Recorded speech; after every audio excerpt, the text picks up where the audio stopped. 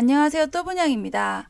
오늘은 단톡방에서 진짜 문의가 많고 중복 질문도 많은 1인 가구 생애 최초 특별 공급에 대해서 명확하게 풀어보는 시간을 갖도록 하겠습니다. 1인 가구는 60제곱미터 이하만 넣을 수 있는 거 아니냐? 아닙니다. 초과도 지원이 가능합니다. 이번 영상은 국토부와 청약홈에 크로스 체크한 내용이고요. 이번 영상으로 1인 가구 생애 최초에 대해 완벽하게 정리해 보겠습니다. 먼저 생애 최초 특별 공급의 가장 기본적인 자격 조건입니다. 첫 번째, 무주택 세대주여야 합니다. 두 번째, 24개월 이상 통장 가입자여야 하고요. 세 번째, 지역 예치금을 납입한 자여야 합니다. 네 번째, 최근 1년 내 소득이 있어야 되고요. 다섯 번째, 과거 5개년 소득이 있어야 합니다. 여기서 많이들 헷갈려 하시는 부분인데요. 최근 1년의 소득 또는 과거 5개년 소득이 아니라 최근 1년의 소득도 있어야 하고요. 그리고 과거 5개년 소득도 있어야 합니다. 최소한 이 5가지 기본 조건은 무조건 만족해야 청약을 할 수 있습니다. 기본입니다, 기본. 그럼 여기서 공고문을 한번 보겠습니다. 현재 혼인 중이 아니면서 미혼인 자녀가 없는 신청자 1인 가구는 추첨제만 가능하다 라고 나와 있어요. 1인 가구의 정의가 나오죠. 1인 가구는 혼자 산다고 해서 1인 가구가 아닙니다. 혼인 중이 아니고 미혼인 자녀가 없는 사람을 1인 가구라고 합니다. 예를 들어서 엄마 아빠랑 같이 살고 있는 사람도 결혼 안 하고 미혼인 자녀가 없으면 1인 가구가 되는 겁니다. 아시겠죠? 그럼 다음 공고문 아래를 보시면 단독세대라는 말이 나와요. 단독세대? 반대말로 단독세대가 아닌 자도 있습니다.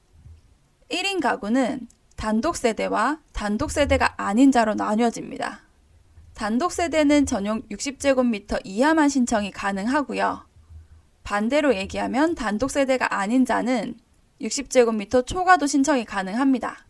내가 단독세대인지 단독세대가 아닌 자인지 구분하는 기준은 직계존속과 함께 살고 있느냐를 보시면 돼요. 직계존속과 함께 살고 있지 않으면 단독세대고요. 직계존속과 함께 살면 단독세대가 아닌 자입니다. 그럼 누가 직계존속이냐? 알아봐야겠죠. 그림에서 보면은 직계존속은 이렇게 엄마, 아빠, 할머니, 할아버지, 외할아버지, 외할머니 요렇게가 직계존속입니다. 예를 들어서 내가 친동생과 함께 살고 있어요. 친동생은 직계존속이 아니죠.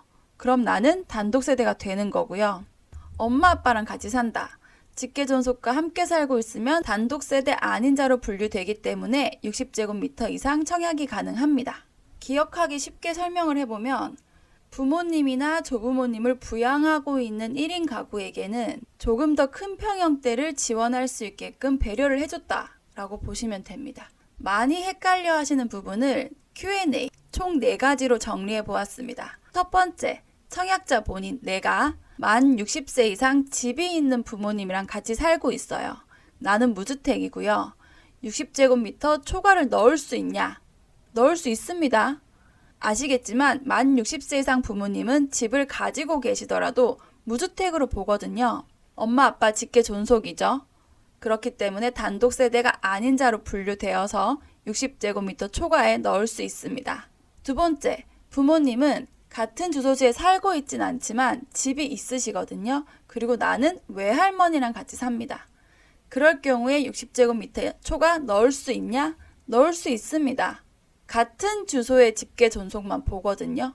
그렇기 때문에 세대 분리되어 있는 엄마 아빠가 주택이 있는지 없는지는 상관이 없습니다. 결과적으로 나는 직계존속인 외할머니를 모시고 있기 때문에 단독세대가 아닌 자로 분류되어 60제곱미터 초과에 넣을 수 있습니다. 세 번째, 아까 말씀드린 건데요. 예비신부, 동거인, 친구, 이모, 삼촌, 고모, 그리고 내 친동생과 같이 살고 있다. 60제곱미터 초과 넣을 수 있냐? 못 넣습니다. 간단하죠? 지금 말씀드린 이 사람들은 직계존속이 아니에요. 청약할 때 완전 남이거든요.